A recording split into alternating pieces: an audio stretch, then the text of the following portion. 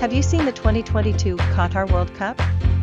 The buses that were used to transport athletes and visitors have LED monitors attached on them.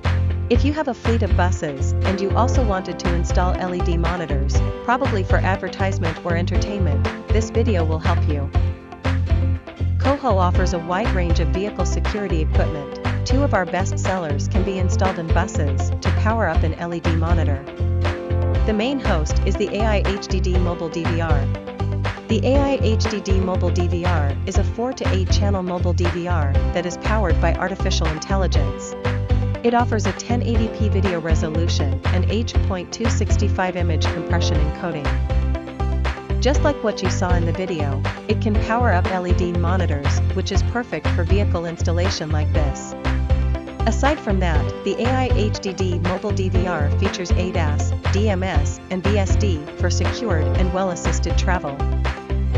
Users may set the videos that will be shown on the monitors using a platform connected to the mobile DVR.